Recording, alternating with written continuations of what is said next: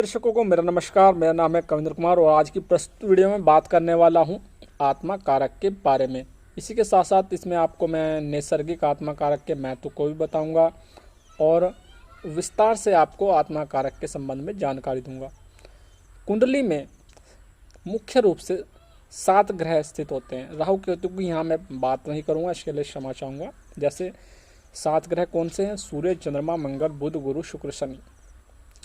इनमें से जो ग्रह सबसे अधिक अंशों पर होता है वही आत्मा कारक कहा जाता है।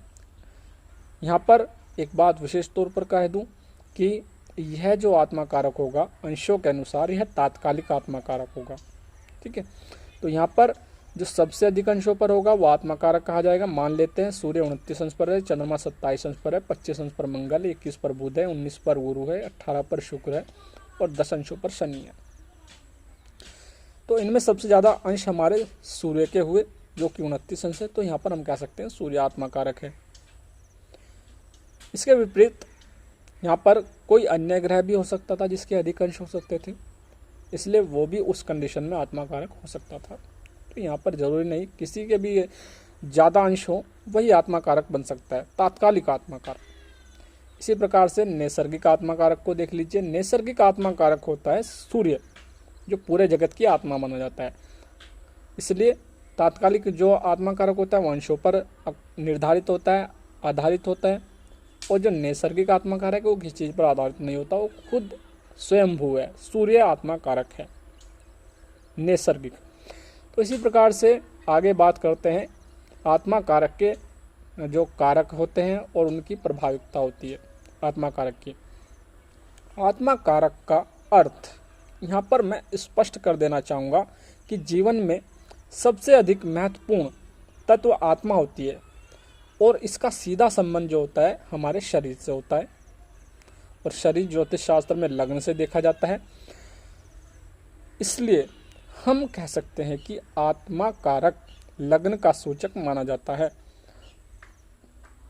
अर्थात आत्मा कारक लग्न की तरह ही माना जाता है। इसी प्रकार से आत्मा कारक से जातक का शरीर, उसकी बुद्धि, बाहरी और भीतरी स्वरूप, उसका रंग रूप, शक्ति, दुर्बलता, सुख दुख, संतोष, चिंता और उसका स्वभाव, यह सब आत्मा कारक प्रभावित करता है। अर्थात जिस प्रकार से उपरोक्त जो पहले जो हैं वे गुण मैंने आपको बताए हैं, उन्हीं का पता हमें लग्न भाव से पता चलता है तथा उस पर अन्य ग्रहों के प्रभाव से मिलता है। वैसे ही हमें आत्मा कारक से जातक के जो मैंने गुण सभी बताए हैं वे सभी गुण पता चल सकते हैं आत्मा कारक से ओनली।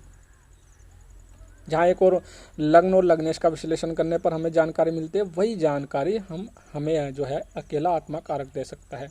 इसी प्रकार से आत्मा कारक पर पड़ने वाले प्रभाव से आत्मा कारक द्वारा निर्धारित होने वाले गुणों और धर्मों में भी अंतर पड़ सकता है। जैसे मान लेते हैं आत्मा कारक पर यदि सूर्य का प्रभाव पड़ रहा हो तो जातक हठी, क्रोधी और राजसी गुणों से युक्त हो सकता है और तथा दुखी प्रवृत्ति का भी हो सकता है। इसी प्रकार से चंद्रमा का प्रभाव यदि आत्मा कारक पर पड़ रहा हो तो जातक शांत, चंचल, कामुक प्रवृत्ति का हो सकता है। मंगल पर यदि मंगल का प्रभाव आत्मा कारक पर पड़ रहा हो तो ऐसा जातक जोशीला, व्यर्थ के विवाद में पड़ने वाला तथा नेतृत्व गुणों से युक्त होता है।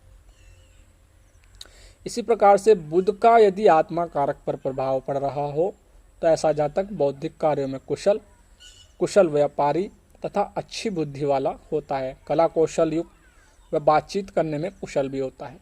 इसी प्रकार से गुरु का प्रभाव यदि आत्मा कारक पड़ रहा हो तो ऐसा जातक ज्ञानी, विवेकी तथा शास्त्रों तथा किताबों का अध्ययन करने वाला भी हो सकता है। इसी प्रकार से यदि शुक्र का प्रभाव आत्मा कारक पर पड़ रहा हो तो ऐसा जातक गीत, संगीत, कला शौकीन और प्रेम गुणों से संपन्न हो सकता है।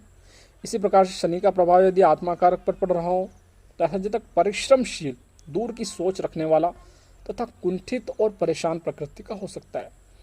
इसी प्रकार से यदि राहु का प्रभाव आत्मा कारक पर पड़ रहा हो तो ऐसा जातक रहस्यमय विद्याओं के प्रति लगाव रखने वाला, स्वास्थ्य संबंधी कष्टों को झेलने वाला तथा महत्वाकांक्षी होता है।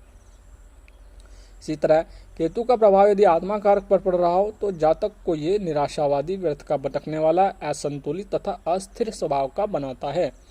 इसी प्रकार से यदि आत्मा कारक के महत्व की बात अब मैं करूं तो पता चलता है कि महर्षि पराशर के अनुसार जिस प्रकार एक राजा अपने देश का सबसे अधिक प्रसिद्ध व्यक्ति होता है एवं सभी विषयों का प्रमुख होता है और किसी को भी कारागार में डालने या मुक्त करने के अधिकार से संपन्न होता है, उसी प्रकार से सभी कारकों में आत्मा कारक सबसे अधिक महत्वपूर्ण होता है, जो जातक के विषय में काफ़ी आधारभूत सूचनाएं देता है। इसी प्रकार से विश्लेषण करने पर यह भी पाया जाता है कि जिन व्यक्तियों को भगवान का आशीर्वाद मुख्य रूप से प्राप्त होता है, स्पेशली उनकी कुंडलियों में आत्मा कारक और नैसर्गिक आत्मा कारक सूर्य दोनों अत्यधिक बलवान स्थिति में होते हैं। इसी प्रकार से इस संबंध में कहा गया है कि यदि आत्मा कारक उच्च का हो या शुभ राशि में हो या शुभ ग्रहों की युति में हो तो जातक कारागार में ही क्यों ना हो वह मुक्त हो जाता है, धार्मिक स्थानों में वास करता है और मोक्ष को प्राप्त होता है। इसी प्रकार से यहाँ पर आपको एक उदाहरण देना चाहूँगा कि शंकराचार्य, रामानुजाचार्य, त्यागराज भगवान महावीर, जय कृष्णमूर्ति, योगानंद माँ आनंदमाई की कुंडली में और चैतन्य महाप्रभु की कुंडली नवांश कुंडली में उच्च का सूर्य था तथा स्वामी विवेकानंद की कुंडली में सूर्य वर्गोत्तम था तथा स्वामी शिवानंद, अरविंद घोष एवं तुलसीदास की कुंडलियों में भी सूर्य स्वग्रह ही रहा तथा उच्च का रहा। रामकृष्ण परमहंस की कुंडली में जो है आत्मा कारक मंगल उच्च का था, आत्मा कारक से नवम में शुक्र उच्च का था, बृहस्पति से दृष्ट था तथा मीन नवांश में बैठा था। आत्मा कारक मोस्ट जो फल देता है, यदि नवांश में आत्मा कारक मीन राशि में हो तो जातक धार्मिक और परमार्थ के कार्यों करने वाला होता है और उनके लिए लालच भी रहता है तथा मोक्ष को प्राप्त करता है। यदि नवांश में गुरु भी आत्मा कारक से संबंध बनाता हो तो जातक वेदों अथवा धार्मिक कार्यों में सुशिक्षित होता है। अब बात करते हैं आत्मा कारक और नवांश के बारे में।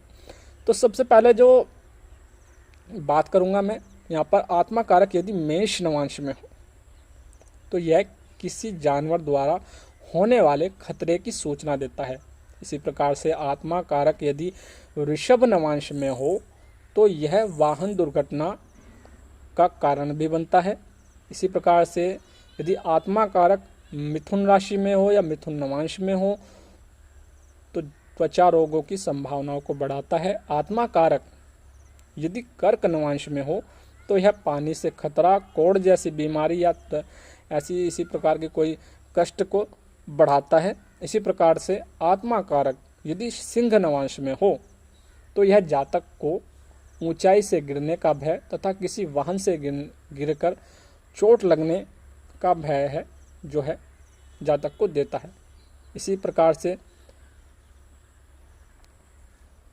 दांत वाले जो जानवर होते हैं, नुकीले दांत वाले, उनसे भी खतरा जो है सिंह नवांश में होने पर आत्मा कारक देता है। आत्मा कारक यदि कन्या नवांश में हो तो आग के कारण जो है जातक को परेशानी हो सकती है, स्किन प्रॉब्लम हो सकती है स्किन पर। इसी प्रकार से आत्मा कारक यदि तुला नवांश में हो तो जातक को व्यापार और कार्य में लाभ होने के जो है काफ़ी योग होते हैं। इसी प्रकार से यदि आत्मा कारक वृश्चिक नवांश में हो तो जातक को बीमारियों की आशंका प्रबल रूप से बनी रहती है तथा जहरीली दवाइयों से कष्ट होने की संभावनाएं भी पूर्ण रूप से रहती हैं। इसी प्रकार से आत्मा कारक यदि धनु नवांश में हो तो जातक को ऊंचाई से गिरने का भय और वाहन दुर्घटना के योग होते हैं। इसी तरह से आत्मा कारक यदि मकर नवांश में हो तो कुछ ज़्यादा ही समझदार और फूंक फूंक कर कदम रखने वाला व्यक्ति जातक को बनाता है। साथ ही साथ कभी कभी ज़्यादा निराश रहने वाला भी ऐसा व्यक्ति होता है। इसी प्रकार से आत्मा कारक यदि कुंभ नवांश में हो तो जातक को दान पुण्य करने वाला और धार्मिक स्थल बनवाने वाला इन चीज़ों में धार्मिक स्थलों में रुचि लेने वाला बनाता है। इसी प्रकार से आत्मा कारक यदि मीन नवांश में हो तो यह जातक को परोपकार करने वाला और आध्यात्मवादी बनाता है। तो इस प्रकार से मुझे उम्मीद है आपको समझ में आया होगा कि आत्मा कारक क्या होता है, इसका क्या महत्व होता है और ये किस तरह से प्रभावित करता है व्यक्ति को। इस प्रकार से मैं वीडियो यहीं पर समाप्त करता हूँ। धन्यवाद।